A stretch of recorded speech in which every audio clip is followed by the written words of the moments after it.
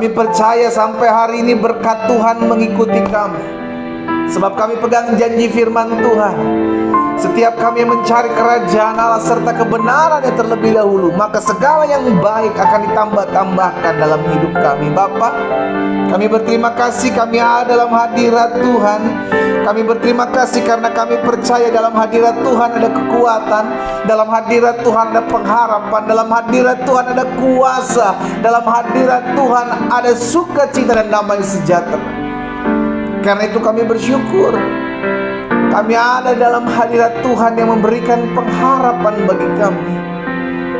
Kami memulai hari ini bersama-sama dengan-Mu dalam hadirat-Mu, bersama-sama dengan firman-Mu yang akan kami pelajari. Bahkan dalam hadirat Tuhan kami berdoa memohon belas kasihan Tuhan terjadi dalam kehidupan kami, sehingga hari ini kami datang kepada Tuhan dan yang sakit dijamah dan disembuhkan Tuhan. Hari ini kami datang di hadirat Tuhan, yang lemah Allah kuatkan dalam nama Yesus. Ya, hari ini kami datang dalam hadirat Tuhan, yang berbeban berat diberikan kelegaan, bahkan yang terikat dilepaskan dalam nama Yesus. Sehingga pagi ini bukan pagi biasa-biasa yang kami jalani Allah, tapi pagi hari ini adalah pagi berkat, pagi mujizat, pagi lawatan Tuhan, pagi di mana kami berjumpa dengan Allah kami dalam roh dan kebenaran. Bapa, bicara bagi masing-masing kami. Kami buka hati kami mau sendingkan telinga kami untuk dengarkan kembali. Kami belajar firman-Mu, bagaimana kami membangun suasana sorga di tengah-tengah rumah tangga kami, di tengah-tengah keluarga kami, ya. Karena itu kami rindu Roh Kudus sampaikan sesuatu bagi masing-masing kami, sehingga kami mengerti akan kebenaran, dan kebenaran inilah yang memerdekakan hidup kami dalam nama Yesus. Setiap kita yang siap diberkati Tuhan, sama-sama katakan amin. Kasih tepuk tangan dulu dong yang meriah di rumah kita masing-masing. Haleluya. Tuhan Yesus baik. Puji Tuhan. Saya ucapkan shalom, selamat pagi buat setiap umat Tuhan di mana-mana tempat umat Tuhan berada. Saya bersyukur karena hari ini kita boleh kembali ada dalam ibadah doa pagi. Saya percaya melalui wadah ibadah doa pagi ini, setiap kita menjadi pribadi-pribadi yang terus bertumbuh dalam pengenalan akan Tuhan. Sebab itulah kerinduan Tuhan, hendaklah engkau sempurna sama seperti Bapamu yang di sorga sempurna. Biarlah setiap kita siap, mau, rindu untuk disempurnakan. Ya, puji Tuhan. Kita bersyukur karena hari ini kita boleh kembali mengadakan doa puasa. Karena itu setiap hari Jumat, bagi umat Tuhan yang mungkin baru pertama kali bergabung dalam ibadah doa pagi ini, saya informasikan bahwa setiap hari Jumat kita ada doa puasa. Bagaimana caranya berpuasa? Dimulai ketika kita membuka mata, ya kan, lebih tepatnya ketika jam 12 teng, perpindahan dari hari Kamis ke hari Jumat, kita mulai berpuasa, ya. Kita mulai berpuasa, dimulai perpindahan dari hari Kamis ke hari Jumat. Jadi pukul 00 kita mulai berpuasa sampai jam 5 sore. Ya, jadi sepanjang hari itu kita lebih banyak merendahkan diri di hati Tuhan. Kita lebih banyak berdiam di kaki Tuhan. Kita lebih banyak merenungkan firman Tuhan. Karena saya percaya janji firman Tuhan, umat yang atasnya namaku diserbut merendahkan diri, mencari wajahku, berbalik dari jalan-jalan yang jahat, maka aku akan memulihkannya. Kita percaya akan terjadi pemulihan-pemulihan dalam kehidupan setiap kita. Akan terjadi terobosan-terobosan yang dahsyat dalam kehidupan setiap kita. Saya juga mengundang setiap umat Tuhan yang baru pertama kali bergabung dalam ibadah doa pagi ini, bahwa kita memiliki komunitas. Dalam komunitas doa pagi melalui komunitas grup WhatsApp. Jadi bagi Bapak Ibu yang rindu untuk berada bersama-sama di dalam grup WhatsApp, Bapak Ibu bisa melihat di kolom komentar pada saat ini di live di Facebook ini. Ya kan, baik Bapak Ibu yang saat ini sedang live maupun Bapak Ibu yang nantinya akan bergabung setelah live ini berlangsung. Di kolom komentar ada tim doa saya yang mengirimkan link grup WhatsApp komunitas doa pagi, sehingga setiap kita di sana bisa bersaksi, setiap kita di sana bisa saling mendoakan satu dengan yang lain. Karena ingat, kita ada untuk menguatkan orang lain. Hendaklah engkau saling bertolong-tolongan menanggung bebanmu, sehingga dengan demikian engkau memenuhi hukum Kristus.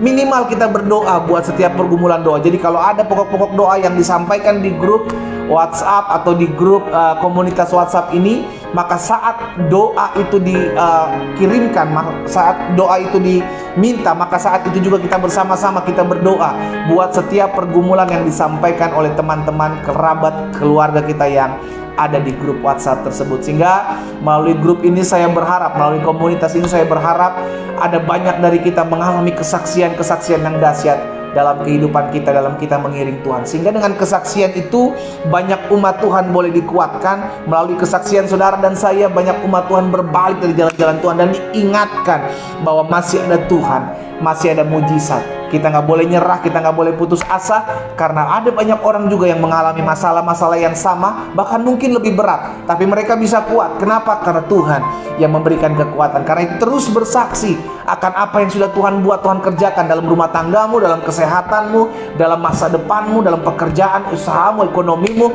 Apa yang Tuhan sudah kerjakan, Tuhan sudah buat, saksikan itu, sehingga banyak orang yang mungkin memiliki masalah yang sama turut dikuatkan, turut diberkati, dan pada akhirnya mengalami juga hal yang sama yang kita alami.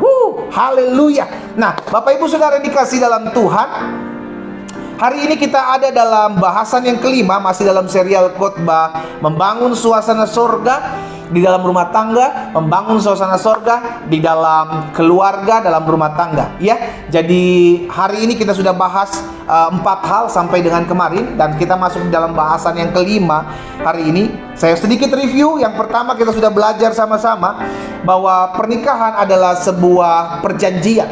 Perjanjian bukan hanya kita dengan istri, kita dengan suami, kita dengan pendeta yang memberkati kita, tapi perjanjian juga dari kita, pasangan kita, dengan Allah yang kita sembah dalam Yesus Kristus. Perjanjian itu disaksikan oleh Tuhan kita dan diikat. Makanya Yesus bilang jelas bahwa apa yang dipersatukan Allah tidak boleh diceraikan oleh manusia.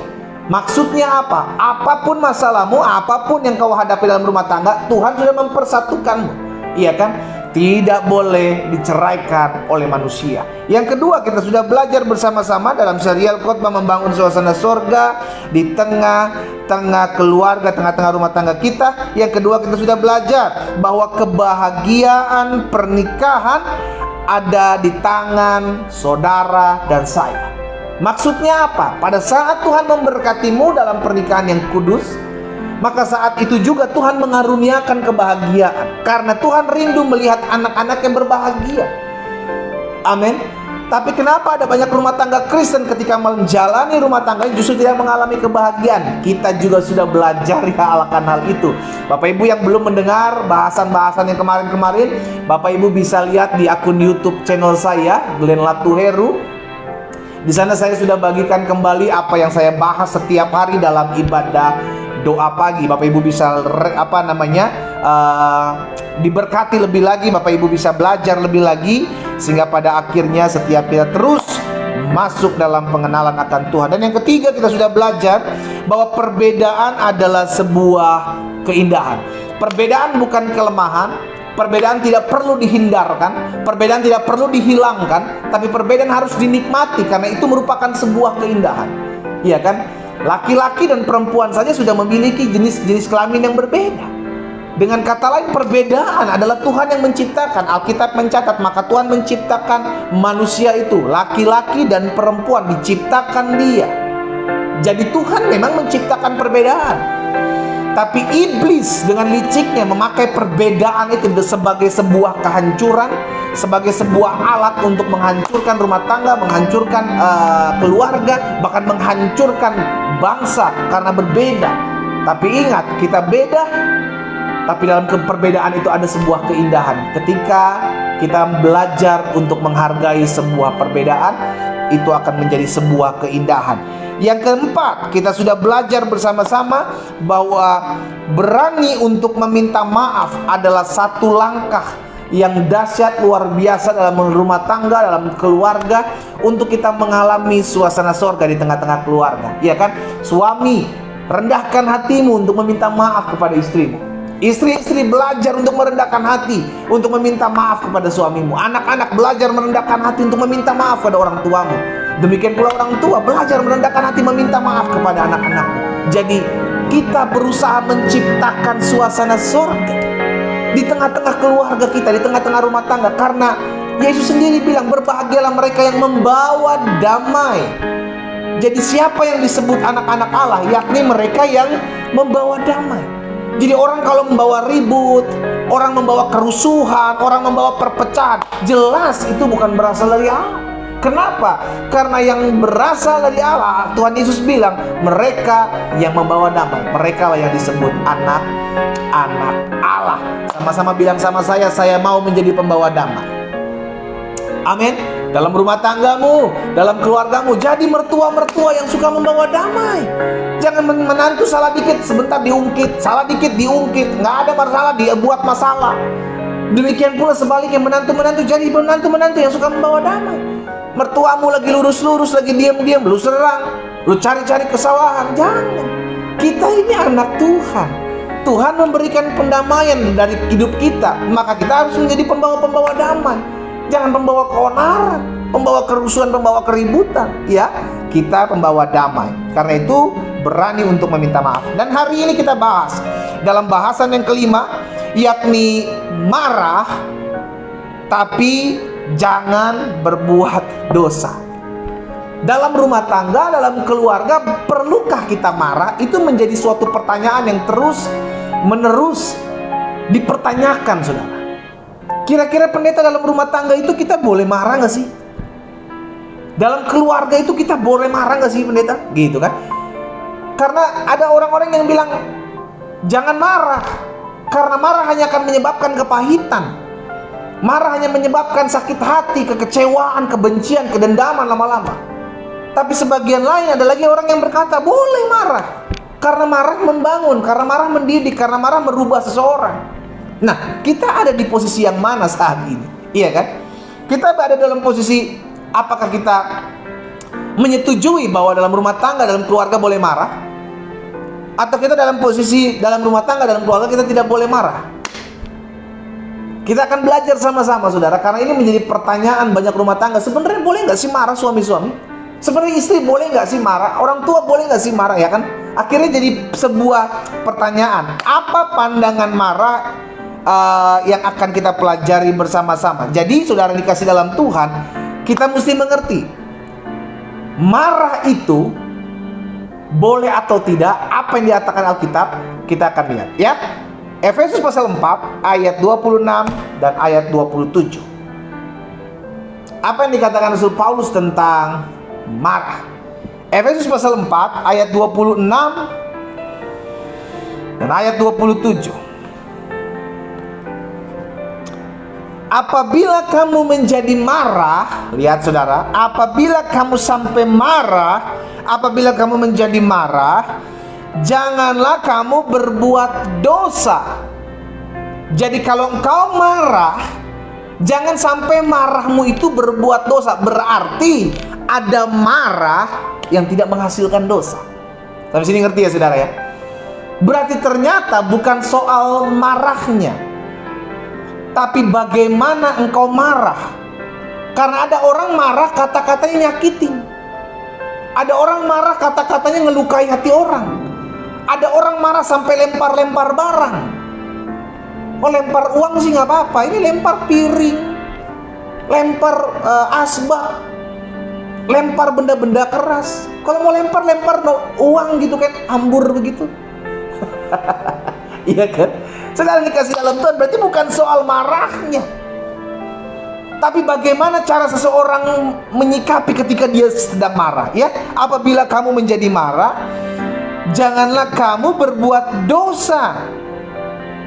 Janganlah matahari terbenam sebelum padam amarahmu. Jadi, kapan seorang marah dan berbuat dosa? Ketika dia marah dan dia simpen amarah dia sampai besok, sampai lusa, sampai seminggu, sampai 2 minggu. Oh, emang ada pendeta? Banyak.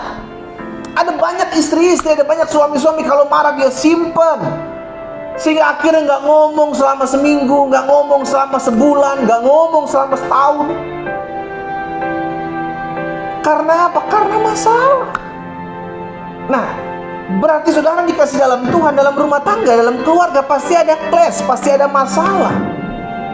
Sekarang bagaimana setiap kita, suami-suami, istri-istri, orang tua, anak, menantu, mertua, menyikapi setiap permasalahan itu. Dan jangan sampai kalau engkau marah, engkau berbuat dosa. Karena biar bagaimanapun dalam keluarga, dalam rumah tangga pasti ada masalah ini, pasti ada masalah ini. Ya, apabila kamu menjadi marah, janganlah kamu berbuat dosa. Janganlah matahari terbenam sebelum padam amarahmu. Ayat 27. Dan jangan beri kesempatan kepada iblis. Jadi iblis dapat peluang, dengar baik, iblis dapat kesempatan, iblis dapat celah ketika kita menyimpan amarah dan tertanam terus berhari-hari, berminggu-minggu, dan berbulan-bulan. Kecewa, kepahitan, pedih hati, sakit hati, luka, sampai akhirnya nggak bisa mengampuni. Nah, ini dampaknya terus menerus, mulai dari sakit hati, kecewa, kepahitan, timbul kebencian, kebencian timbul bertambah-tambah lagi, semakin tawar cinta, akhirnya timbul dalam penceraian. Ini permainan licik iblis yang dimainkan di akhir zaman, saudara. Ini permainan licik iblis yang terus ada dalam rumah, karena nggak ada sesuatu yang baru. Pasti masalah rumah tangga ya itu aja kok. Sekarang bagaimana kita meresponi masalah rumah tangga? Karena ketidakcocokan, karena kelemahan satu dengan yang lain, ya kan saudara? Sehingga akhirnya kita tidak bisa menerima satu dengan yang lain, kekurangan satu dengan yang lain. Kan permasalahannya cuma di situ aja. Kebiasaan satu dengan yang lain berbeda. Nah, akhirnya kita mengerti bahwa tidak ada rumah tangga yang tidak memiliki masalah. Tapi bagaimana kita menyikapi masalah? Kalaupun ada hal yang memang kita perlu marah, ingat hal-hal apa yang memang kapan kita perlu marah. Ini mesti kita lihat. Sehingga akhirnya kita memahami, oh, waktu-waktu inilah saya perlu marah. Marah tujuan untuk mendidik, marah tujuannya untuk membangun, marah tujuannya untuk mengarahkan setiap pasangan kita masuk dalam pengenalan akan Tuhan. Marah. Yesus pernah marah kok. Nah, nanti kita akan belajar sampai sana ya saudara ya. Haleluya. Mazmur 4 ayat 5. Mazmur pasal 4 ayat 5. Apa yang dikatakan pemazmur? Sama nih, sama. Ini juga dikatakan oleh Rasul Paulus.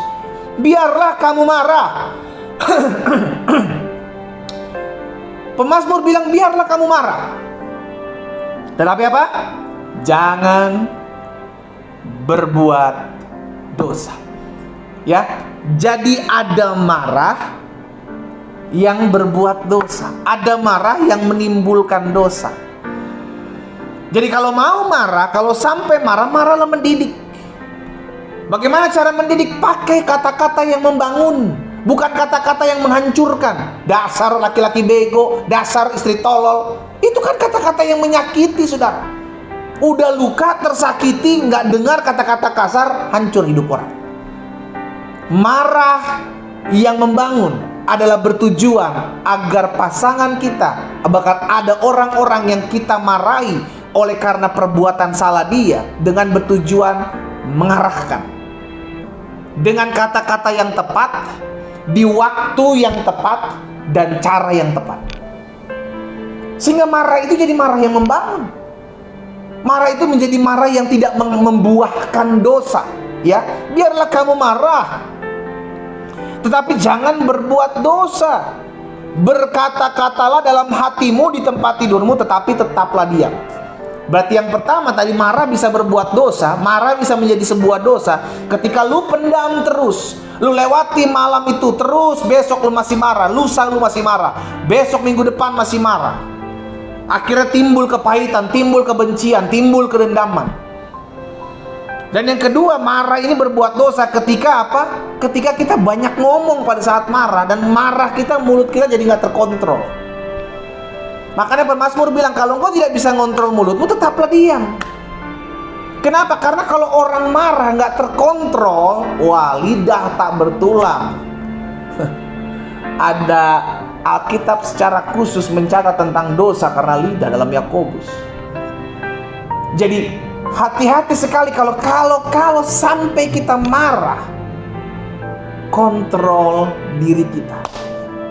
Nggak semua orang bisa. Karena itu kalau memang kita sadar kalau misalnya kita marah, ini kita liar, kata-kata kita kasar, mulut kita tak kasar, dan mungkin kita marah bisa sampai meledak-meledak, bisa lempar sana, lempar sini, wah, itu hasilnya menjadi marah yang berdosa, saudara.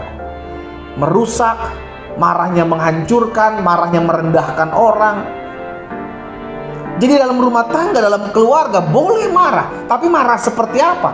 Marah yang tidak berlarut-larut, yang pertama. Yang kedua, marah yang tidak sampai membuat orang sakit hati. Bagaimana? Penggunaan kata, cara yang tepat di waktu yang tepat engkau marah. Marah kan nggak selamanya marah itu teriak-teriak, saudara. Nggak selamanya marah itu teriak-teriak. Ada marah dengan tegas, aku marah sama kamu karena kamu berbuat ini, kita udah sepakat bersama-sama, kita berjalan bersama-sama, aku marah sama kamu. Iya kan? Kan bisa ngomong seperti itu. Jadi marah itu nggak perlu dengan kata-kata kasar. Marah itu nggak perlu dengan urat. Bakso mesti dengan urat karena enak bakso urat. Marah itu bisa dengan kata-kata yang membangun, bukan kata-kata yang menghakimi, kata-kata yang melemahkan, kata-kata yang menjatuhkan. Ya, saudara ya. Jadi biarlah kamu marah tapi jangan berbuat dosa. Berkata-katalah dalam hatimu di tempat tidurmu, tetapi tetaplah diam. Nah, jadi saya pelajari, kemarahan yang berlarut-larut akan menciptakan sebuah kekecewaan. Kemarahan berlarut-larut menciptakan ketawaran hati. Kemarahan berlarut-larut menciptakan kepahitan yang berujung kepada kehancuran baik keluarga, rumah tangga, orang tua dan anak, mertua dan menantu. Pengkhotbah pasal 7 ayat 9. Kita lihat ayat-ayatnya dulu ya, saudara ya. Pengkhotbah pasal 7 ayat 9 bilang apa? Jangan lekas-lekas marah dalam hati, karena amarah menetap dalam dada orang bodoh. Amarah menetap, tinggal di dalam dada orang bodoh. Jadi jangan sampai marahmu tetap tinggal dalam hatimu, terus marah. Sama yang dikatakan tadi Rasul Paulus kan, jangan sampai engkau marah sebelum matahari terbenam. Jadi karena amarah hanya menetap dalam dada orang bodoh, jangan sampai engkau biarkan marahmu berlarut-larut, berarti engkau bodoh. Engkau kecewa, engkau sakit hati, engkau kepahitan karena marah, karena perlakuan orang terhadap kita, perlakuan suami, perlakuan istri terhadap kita, perlakuan mertua, menantu kepada kita. Jangan lekas-lekas marah dalam hati, karena amarah menetap, tinggal dalam hati orang bodoh. Amsal 14 ayat 17. Siapa lekas naik darah, siapa cepat-cepat naik darah, dia berlaku bodoh. Tetapi orang bijaksana dia bersabar. Ya, jadi nggak semua marah itu nggak bentar-bentar marah. Salah buat sedikit marah, ini sedikit marah, ini marah. Itu bukan sedang marah, namanya pemarah. Pemarah itu beda dengan orang yang marah. Kalau pemarah bentar-bentar marah, ada masalah nggak ada masalah marah. Kayak orang habis minuman keras gitu, saudara, marah-marah terus, mabuk. Tapi kalau orang marah itu nggak seterusnya marah. Dia marah karena ada hal-hal yang melanggar. Dia marah karena ada hal-hal yang tidak sesuai. Ya, jadi marah jangan buru-buru marah. Kenapa? Karena ketika orang marah, dia setiap saat marah, dia buru-buru marah, dia cepat marah, maka kita katakan dia berlaku bodoh. Ya, Amsal 20 ayat yang ketiga. Terhormatlah seseorang jika ia menjauhi perbantahan. Lihat, kalau ada perbantahan, buru-buru undur, ya kan? Jangan terlibat dalam perbantahan itu. Tetapi setiap orang bodoh membiarkan amarahnya meledak. Jadi kalau ada perbantahan ini, diam dulu, jangan buru-buru marah. Iya kan? Sama kembali kepada Amsal 14 ayat 17 tadi. Jangan buru-buru marah, jangan lekas-lekas marah. Diam dulu. Karena tidak sedikit rumah tangga Kristen kalau satu lagi marah, yang satu menyambut samber gitu saudara. Kayak lempar bensin, ada api lempar bensin. Waduh, semakin hari semakin kacau. Karena apa? Karena satu marah, dua-duanya marah. Lama-lama bukan si istrinya saja yang marah, anaknya saja yang orang tuanya suaminya aja marah, nanti semua ikut marah. Anak-anak ngeliat orang tua jadi marah, mertua ngeliat menantunya ribut terus jadi marah juga. Kenapa? Karena itu tadi lihat saudara, ada perbantahan, dia samber, nggak tenang dulu. Ya, makanya Amsal bilang terhormatlah seorang jika ia menjauhi perbantahan, tetapi setiap orang bodoh membiarkan amarahnya itu meledak-meledak. Ini berbahaya. Ya, jadi kita mengerti dalam kehidupan kita, dalam berumah tangga, dalam berkeluarga, marah boleh. Tapi marah seperti apa? Jangan buru-buru marah. Lihat dulu, selidiki dulu, bener nggak kalau lu marah? Jangan-jangan lu yang salah.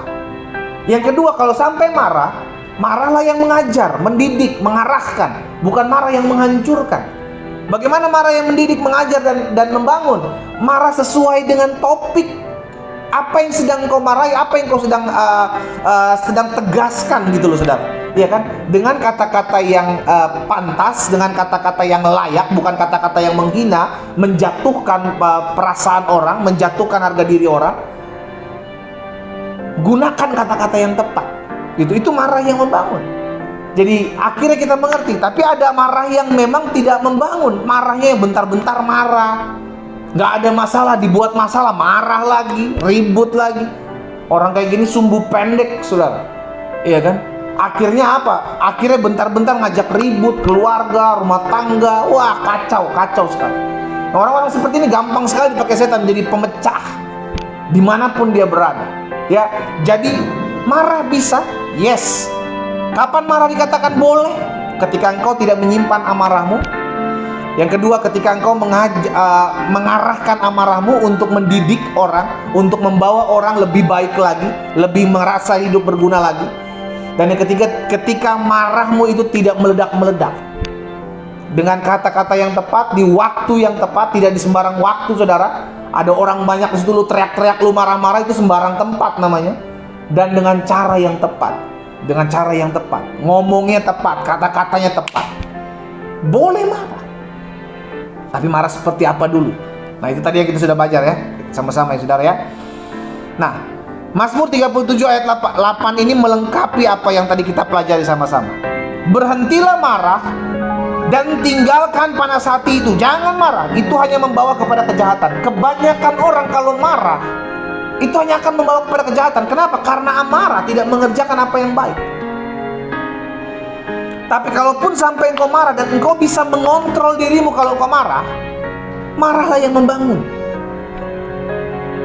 Marahlah yang mengajar dan mendidik, bukan marah yang menghancurkan. Dan setelah marah, engkau lepaskan hatimu, pengampunan, sehingga akhirnya tidak menyimpan lagi amarah dan tidak membiarkan amarah itu menetap dalam dada kita. Ya, jadi boleh marah namun mendidik dan membangun sehingga terjadi perubahan dan bukan kepahitan. Bahkan saya bilang dari pertama bahwa Yesus pernah juga marah. Yesus pernah marah dalam Matius 21 ayat 12 sampai 13. Bagaimana Yesus mengusir pedagang-pedagang, penukar-penukar uang, ya kan? Yesus juga pernah marah dalam Markus 8 ayat 33. Nanti semua materi ini saya bagikan di grup, ya, grup komunitas doa pagi. Jadi nanti Bapak Ibu bisa baca kembali materi ini dalam Markus 8 ayat 33. Maka berpalinglah Yesus dan sambil memandang murid-muridnya, ia memarahi Petrus. Jadi Yesus juga pernah marah. Tapi marahnya mengajar, mendidik, ada tujuan, perubahan. Dia mengajarkan Petrus jangan mau dipakai setan. Dia marahi Petrus. Iya kan? Markus 8 ayat 33. Bahkan Markus 10 ayat 13 dan 14. Yesus juga memarahi murid-murid ketika murid-murid menghalang-halangi anak-anak untuk datang kepada Yesus. Lihat, marahnya ada tujuan, bukan marah menghancurkan. Tujuan untuk berubah lebih baik. Jadi terarah, bukan random, bukan liar gitu saudara marahnya. Oh, kamu ini gini. Tiba-tiba lompat. Kamu juga ya, 2 tahun yang lalu kamu tuh begini. 2 tahun yang lalu diinget-inget. Marah itu mesti terarah. mesti jelas, ya. Jadi saya pelajari, sudah dikasih dalam Tuhan, jangan sampai kita marah itu berbuat dosa ketika marah itu berlarut-larut. Jadi yang pertama, kalau marah berlarut-larut itu akan menghasilkan dosa. Kenapa? Karena kita akan tinggal dalam kepahitan, kita akan tinggal dalam kebencian, kita akan tinggal dalam sakit hati. Contoh, Saul, dia menyimpan marahnya kepada Daud, padahal bukan Daud yang berbuat salah sama dia. Sampai akhirnya dia memiliki niat yang jahat untuk menghabiskan hidup Daud karena sakit hati. Cuman karena apa? Sakit hati mendengar perempuan-perempuan bernyanyi. Ya, Kain sakit hati, kecewa. Lo orang bukan si bukan si Habel kok yang salah. Orang Tuhan yang nggak menghargai, bukan Tuhan nggak menghargai, Tuhan melihat pemberian Habel lebih baik. Tapi Kain sakit hati, Kain kecewa. Sampai akhirnya yang dibunuh Habel. Karena menyimpan amarah, menyimpan kecewa, menyimpan kepahitan, menyimpan dendam. Saudara dikasih dalam Tuhan, kalau hari-hari ini kau sedang dikecewakan, baik kecewakan oleh suamimu, dikecewakan istrimu, ada mertuamu, menantumu, anak-anakmu, dengar baik, jangan biarkan engkau membuka celah di hatimu buat iblis. Karena itu hanya akan membuat engkau luka, itu hanya akan membuat engkau kecewa. Lepaskan itu. Itu hanya akan membuat hidupmu menderita. Semua orang pernah kok merasa dikecewakan, semua orang pernah rasa disakiti kok. Tapi coba dicek, jangan-jangan itu berlaku buat kita untuk membentuk karakter kita. Karena Alkitab bilang besi menajamkan besi, manusia menajamkan sesamanya. Mungkin kita sedang dididik sama Tuhan melalui setiap keadaan, untuk kita lebih sabar, untuk kita lebih bersyukur dalam segala hal. Jadi jangan buru-buru, wah ini karena si ini, wah ini pasti karena si ini, sehingga engkau sakit hati, engkau kecewa. Habel nggak salah apa-apa, Habel yang dibunuh loh. Daud nggak buat salah apa-apa, Daud yang hampir dibunuh oleh Saul. Terkadang pikiran kita nih saudara, hati kita ini yang udah mulai liar karena amarah.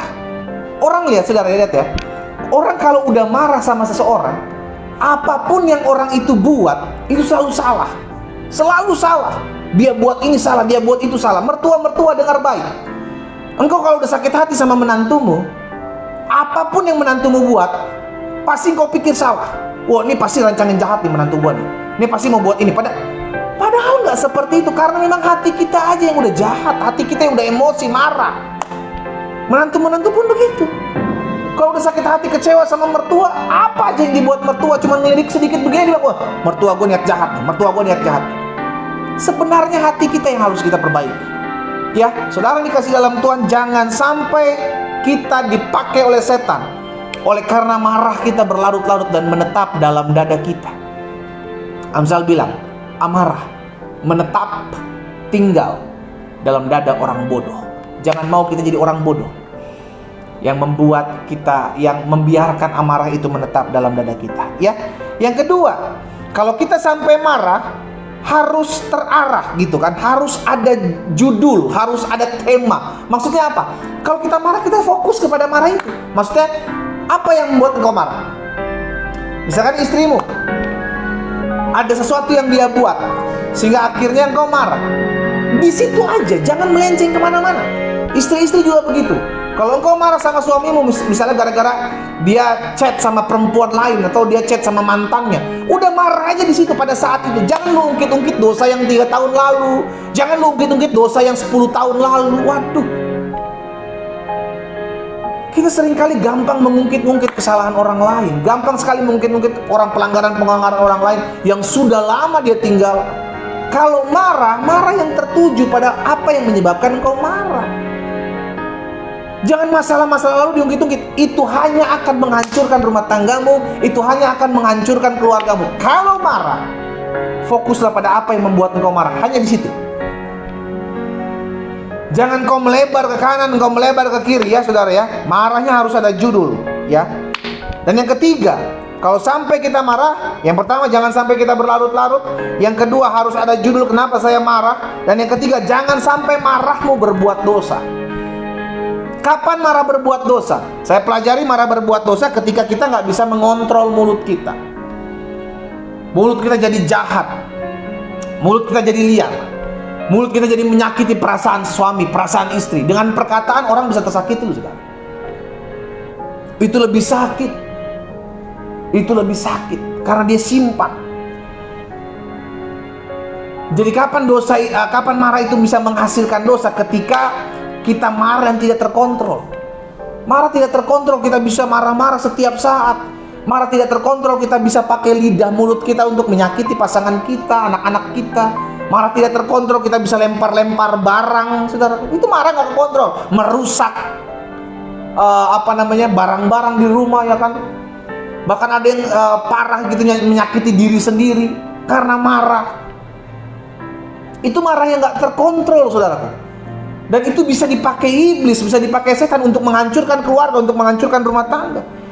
Jadi yang pertama, jangan sampai berbuat dosa. Marah jangan sampai berbuat dosa. Kapan marah berbuat dosa? Ketika marah tidak bisa terkontrol, emosi tidak terkontrol, tidak terkendali.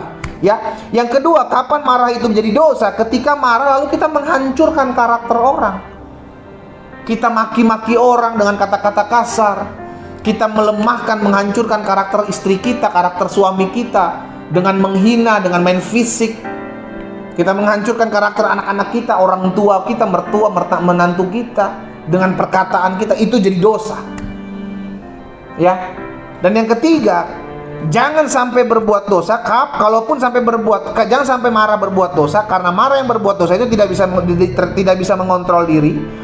Marah yang tidak bisa terkontrol. Yang kedua, marah itu bisa menghancurkan karakter seseorang. Dan yang ketiga, ketika marah membiarkan kebencian menguasai hati kita. Jangan sampai engkau marah lalu engkau benci. Makanya ada orang-orang kalau marah diem.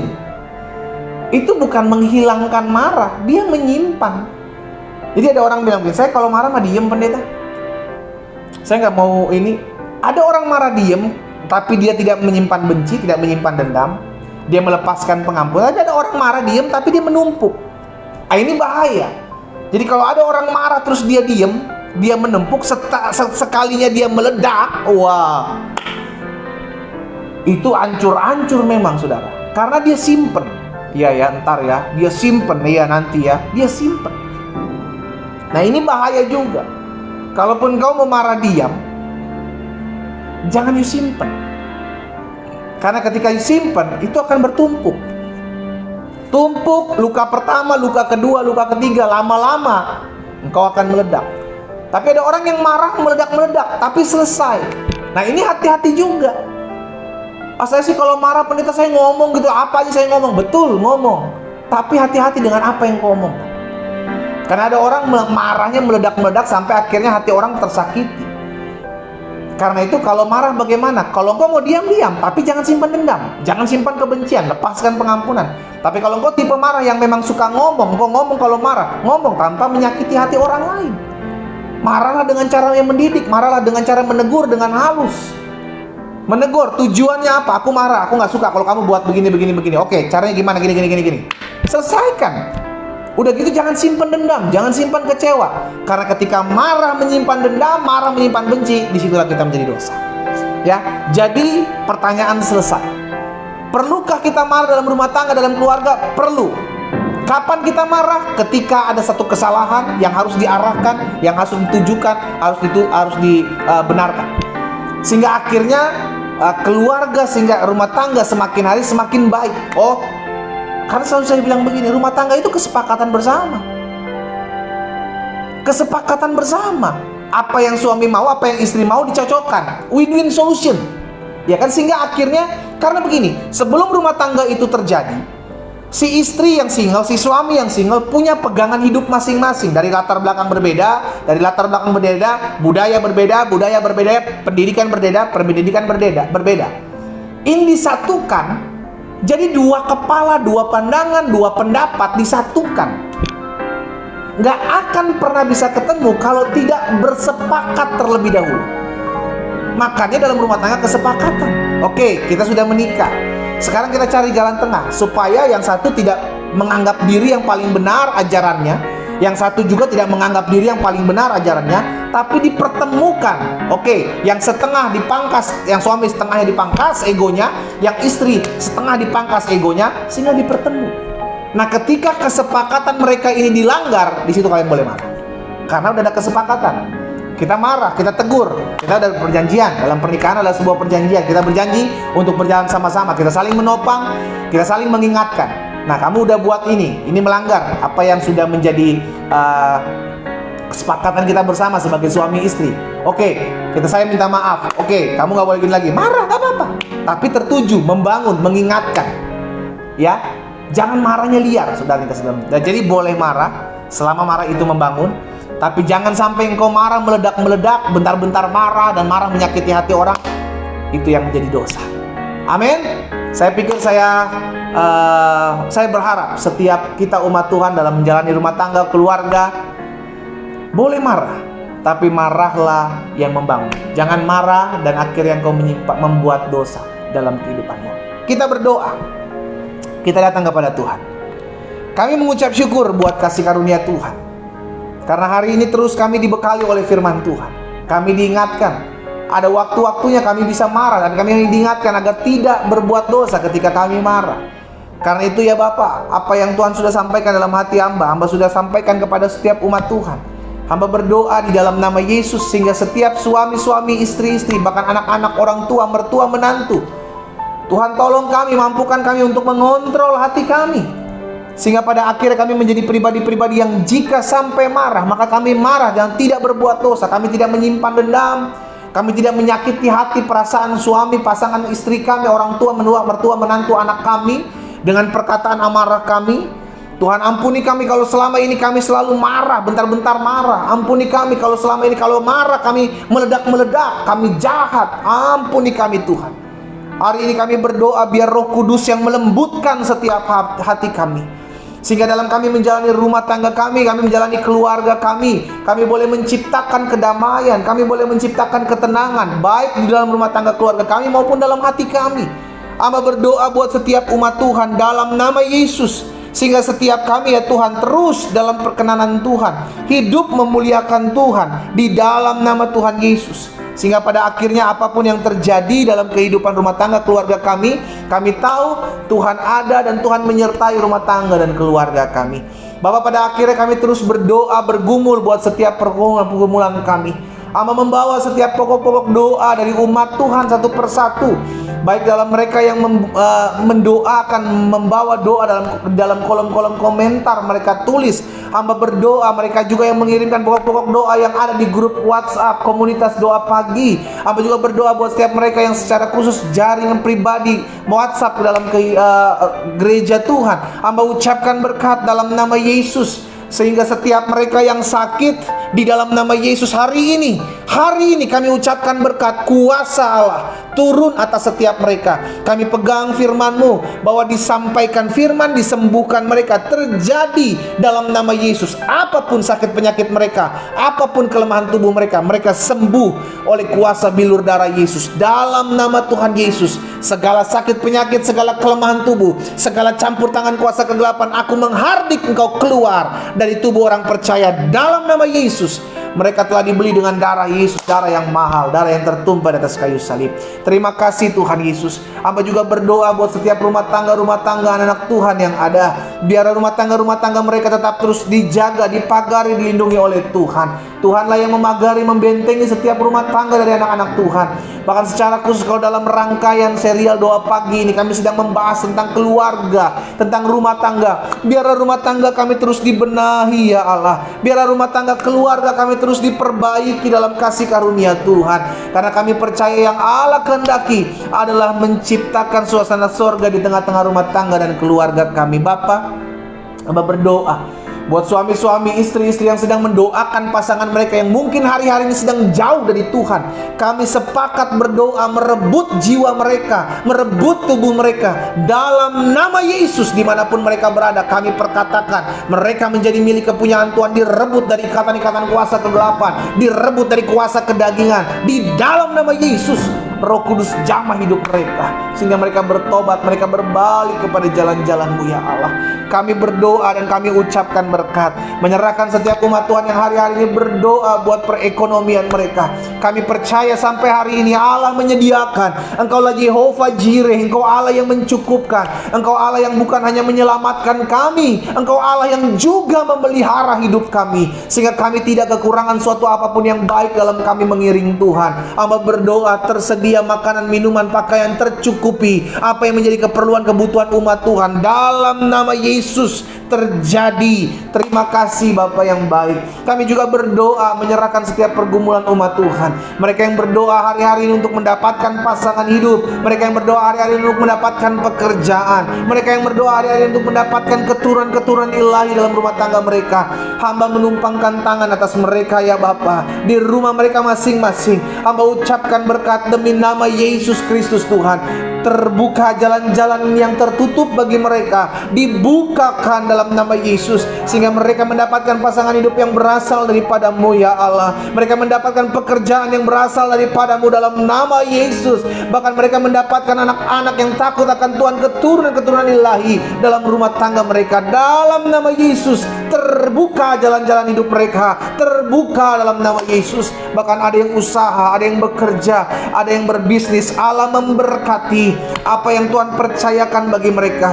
Biarlah Allah yang merekarkan segala sesuatunya untuk mendatangkan kebaikan.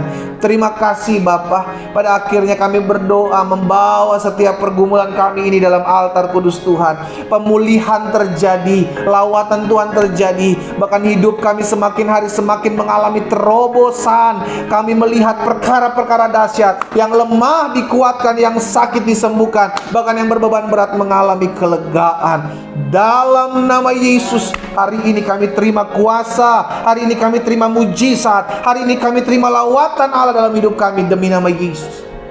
Kami juga berdoa buat jiwa-jiwa yang masih jauh dari Tuhan. Kami doakan agar jiwa-jiwa yang kami setiap hari sebutkan nama-nama ini, kami bawa di altar kudus Tuhan. Kami doa di dalam nama Yesus mereka dijamah Tuhan. Di mana-mana tempat mereka berada, Tuhan, kami sebut nama mereka di altar kudus Tuhan. Sebutkan nama mereka, saudara. Bawa nama-nama ini di dalam altar kudus Tuhan. Tuhan jamah setiap hati mereka, sehingga mereka bertobat, mereka berbalik ke dalam jalan Tuhan. Pertemukan kami dengan jiwa-jiwa yang masih jauh dari Tuhan, sehingga kami doakan mereka untuk membawa mereka dalam altar kudus Tuhan. Bapa, pada akhirnya kami berdoa buat bangsa kami. Kami mengasihi bangsa kami. Kami terus ucapkan berkat Indonesia diberkati Tuhan. Pandemi COVID-19 atas bangsa kami, atas dunia ini, kami perkatakan dalam nama Yesus akan semakin turun, akan menghilang. Bahkan semuanya menjadi baik dalam nama Yesus Tuhan. Berkati Bapak Presiden, Wakil Presiden yang ada. Berkati jajaran menteri yang ada Tuhan. Berkati pemimpin-pemimpin daerah, para gubernur, para wali kota, para bupati. Berkati setiap mereka. MPR, DPR di tingkat 1, DPR di tingkat 2. Allah memberkati setiap pemimpin-pemimpin kami, baik Kapolri, Panglima TNI. Kami ucapkan berkat, Ketua KPK, Ketua BNPB, Ketua BNPT. Kami doa dalam nama Yesus, sehingga pemimpin-pemimpin kami, pengambil keputusan atas bangsa kami, diberikan roh takut dan gentar akan Tuhan. Bahkan hati nurani mereka dijamah Tuhan, sehingga mereka melakukan apa yang berkenan di hadapan Tuhan dan membangun bangsa ini lebih baik. Kami berdoa ya Bapa, segala rancangan orang jahat, rancangan roh jahat, roh pemecah belah, roh adu domba yang ditabur di bangsa kami, kami doa dalam nama Yesus disingkapkan oleh kuasa Tuhan, sehingga orang yang mengadu domba disingkapkan dalam nama Yesus. Bahkan orang yang mengambil keuntungan di atas pandemik ini, di atas bangsa kami, kami doakan juga disingkapkan dalam nama Yesus, sehingga setiap mereka ketika disingkapkan, mereka bertobat, mereka berbalik, mereka dijamah Tuhan. Terima kasih Tuhan Yesus. Kami berdoa menyerahkan setiap gereja-gereja ke dalam tangan Tuhan, hamba-hamba Tuhan, agar gereja-gereja bersatu, hamba-hamba Tuhan bersatu, bergandengan tangan, terus membawa Raja Damai, menghadirkan damai di tengah-tengah kehidupan setiap umat Tuhan, bahkan mendatangkan kuasa di muka bumi ini. Tuhan, Engkaulah Raja Damai kami. Biarlah melalui gereja-gereja Tuhan, hamba-hamba Tuhan, kami boleh membawa damai di dunia ini, di dalam nama Tuhan Yesus. Terima kasih Bapa yang baik. Pada akhirnya kami mengucap syukur, karena hari ini kami mengambil waktu untuk merendahkan diri di hadapan Tuhan, memohon belas kasihan Tuhan, mengambil waktu untuk berpuasa di sepanjang hari ini. Karena kami minta kepadamu ya Tuhan, mohon belas kasihan Tuhan. Dalam kehidupan kami rindu ada pemulihan, ada terobosan yang kami lihat. Sehingga hari-hari hidup kami semakin mengalami kuasa Tuhan. Bahkan bukan hanya kami, keluarga kami, rumah tangga kami, bahkan saudara-saudara kami yang belum mengenal Tuhan, boleh merasakan kasih Tuhan melalui kehidupan setiap kami. Ini kami, utus kami Tuhan, pakai hidup kami untuk menjadi berkat bagi banyak orang. Terima kasih Bapa yang baik. Terima kasih Tuhan Yesus. Pada akhirnya kami akan kembali dalam aktivitas kami masing-masing. Tuhan memberkati menyertai setiap kehidupan kami. Karena itu umat yang dikasihi dalam Tuhan, arahkan pandanganmu kepada Tuhan, angkat kedua belah tanganmu dan terimalah berkat yang datangnya daripada Tuhan. Bapa, hamba mengucapkan berkat buat umatmu.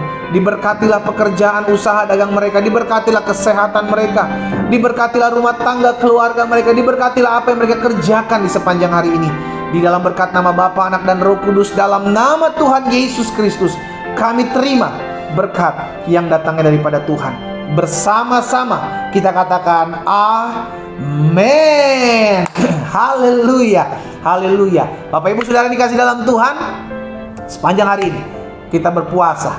Sepanjang hari ini kita belajar untuk mencari hadirat Tuhan lebih dan lebih lagi, sehingga akhirnya hidup kita mengalami kemajuan, hidup kita mengalami keterobosan. Hal-hal yang baik, hal-hal yang dahsyat Allah kerjakan dalam kehidupan masing-masing kita, sehingga pada akhirnya melalui wadah doa pagi ini, saudara dikasih dalam Tuhan, saya miliki kerinduan banyak orang mengalami pemulihan, banyak orang mengalami terobosan. Karena itu saya mengajak juga setiap umat Tuhan, ayo jadi berkat.